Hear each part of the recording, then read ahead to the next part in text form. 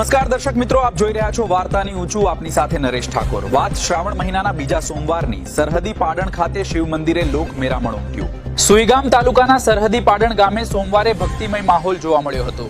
પાટણ ખાતે આવેલું અતિ પ્રાચીન શિવ મંદિર ભક્તો માટે આસ્થાનું કેન્દ્ર બન્યું હતું. મોટી સંખ્યામાં ભક્તો શિવ મંદિરે પહોંચ્યા હતા અને ભોલેનાથના દર્શનનો લાભ લઈ ધન્યતા અનુભવી હતી.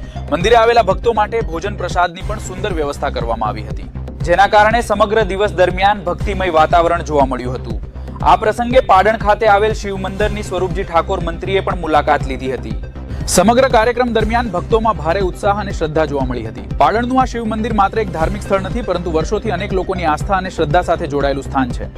સોમવારના દિવસે અહીં ઉમટેલી ભક્તોની ભીડે ફરી એકવાર સાબિત કર્યું કે જ્યાં શ્રદ્ધા હોય ત્યાં અંતર પણ નાનું